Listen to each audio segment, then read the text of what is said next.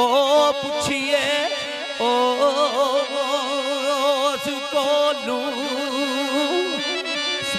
मुखबर दसदा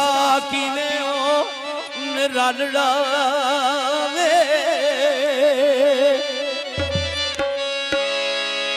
आंदे ने साडे वीर यूसुफ नूं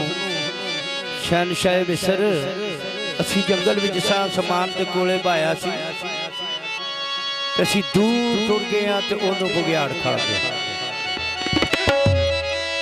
जनाब हज़रत यूसुफ अलैहिस्सलाम फरमाते ने पता लग जाता है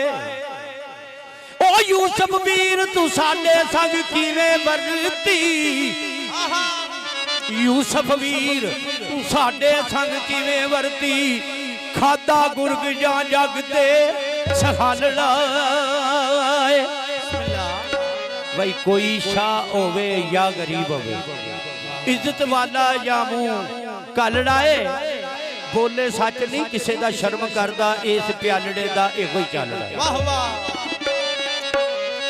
नेक बद का खास मायार कामल सीना कुदरत उठिया उजालड़ा है ते पाइया बड़े दावे नाल आखिया की ते पाइया आखे आ जम जम पूछिया पाइया आखे आ जम जम पूछ अख ना डर दिला बल लावे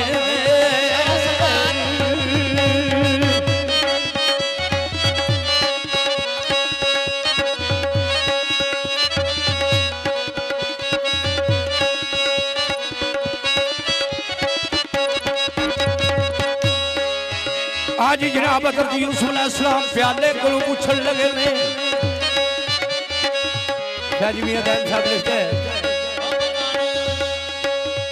फिर सलाई सनारी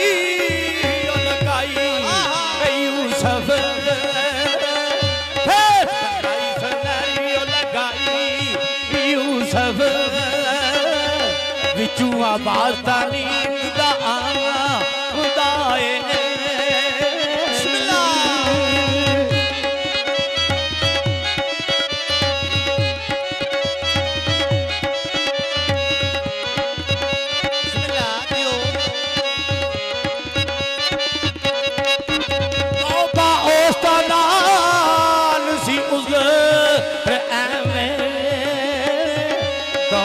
उस दादियों आप बीती नू आप सुना दाए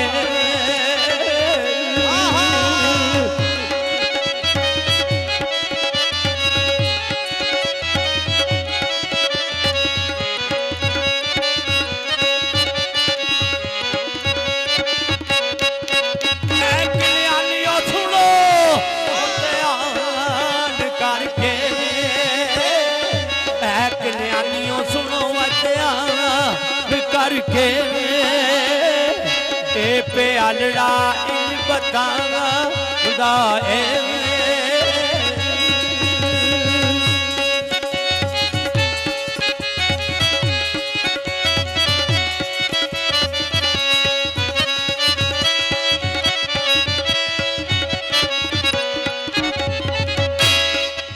तुसाओ नाल परा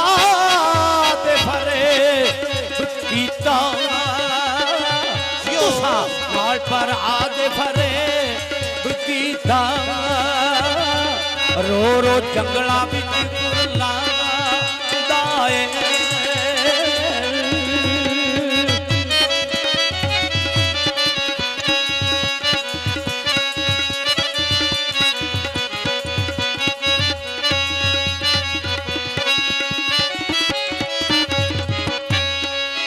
बाप टोरने विच ना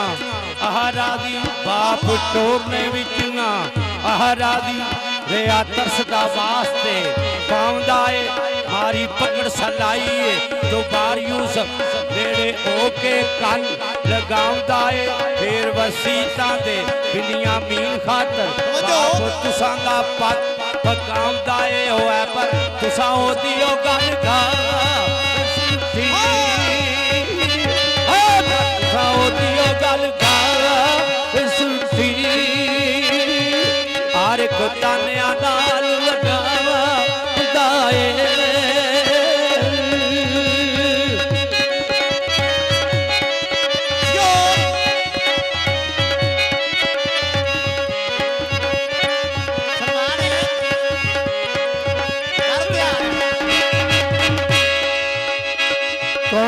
हजरत बिन्यामीन अलैहिस्सलाम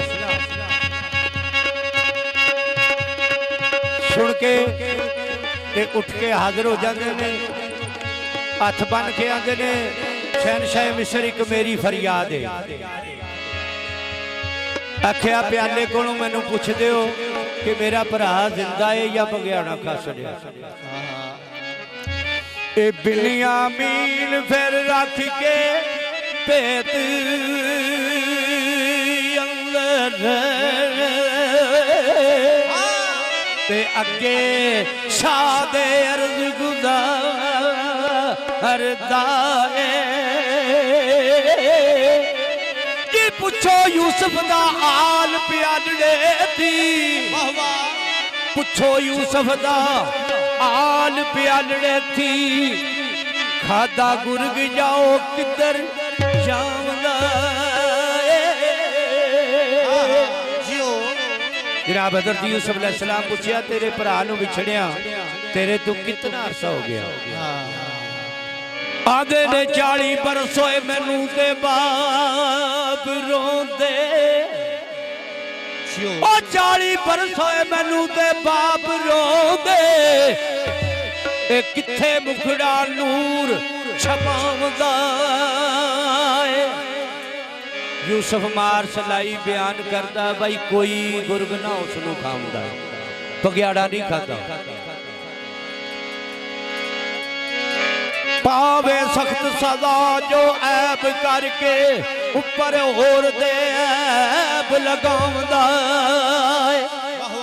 ओ तेरा वीर वीराने विच रिया रोंदा, तेरा वीर वीराने विच रिया रोंदा, अब्बा जी अब्बा दा शोर मचाउंदा है होर सगाए